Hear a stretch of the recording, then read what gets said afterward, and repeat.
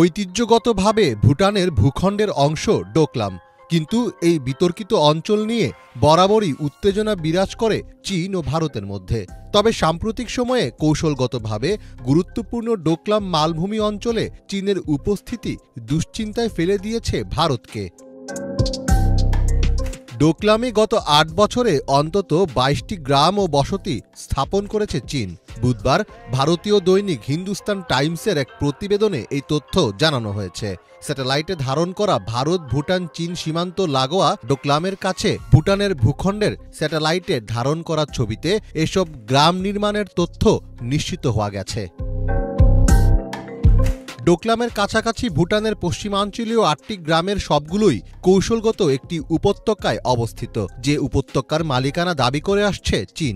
এই উপত্যকা থেকে ভারত সীমান্তের ওপর নজরদারি চালানো সহজ। গত ৮ বছরে এই এলাকায় ২,০০০-এরও বেশি আবাসিক বাড়ি তৈরি করেছে চীন। এছাড়া এসব গ্রামে চীনের সরকারি কর্মকর্তা, সীমান্ত পুলিশ এবং সামরিক কর্মীদেরও নিয়োগ দেওয়া হয়েছে বলে জানা গেছে। ডোকলামে নির্মিত চীনা এসব গ্রাম স্বাভাবিকভাবেই দিল্লির উদ্বেগের কারণ হয়ে দাঁড়িয়েছে। তবে এখানে গুরুত্বপূর্ণ বিষয়টি হল, ডোকলাম থেকে ভারতের শিলিগুড়ি করিডোর বা চিকেন স্নেকের দূরত্ব ১০০ কিলোমিটারেরও কম।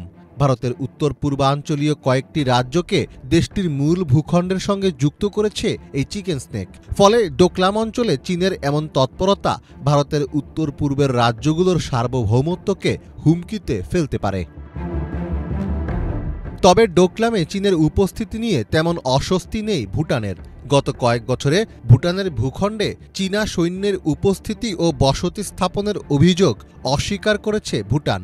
এমনকি দেশটির সাবেক প্রধানমন্ত্রী লোটে শেরিং গত বছর এক সাক্ষাৎকারে বলেছিলেন, ভুটানে চীনা স্থাপনা নেই। যদিও বিভিন্ন প্রতিবেদন থেকে জানা যায়, ডোকলাম ইস্যুতে ভুটানকে বেশ চাপে রেখেছে চীন। বিশেষজ্ঞদের মতে, ডোকলামে চীনের ব্যাপারে ভুটান সরকার হস্তক্ষেপ না করলে ভারতের ভূখণ্ডে প্রবেশ করতে তেমন বেগ পেতে হবে না চীনা সৈন্যদের। ২০১৭ সালে ডোকলামে চীনের অবকাঠামো ও সড়ক নির্মাণে বাধা দেওয়ার ঘটনাকে কেন্দ্র করে ভারতীয় ও চীনা সৈন্যদের মাঝে ব্যাপক উত্তেজনা তৈরি হয়েছিল। দুই দেশের সৈন্যরা ওই এলাকায় টানা ৭৩ দিন মুখোমুখি অবস্থানে ছিলেন। শেষ পর্যন্ত দ্বিপাক্ষিক আলোচনার মাধ্যমে অচল অবস্থার অবসান হয়। তবে সাম্প্রতিক সময়ে ডোকলাম নিয়ে চীনের এমন কর্মকাণ্ডের জেরে দুই দেশের সীমান্ত উত্তেজনা কোন দিকে আগায়, সেটিই এখন দেখার বিষয়। মীর ফজলে রাব্বি, বাংলা ভিশন।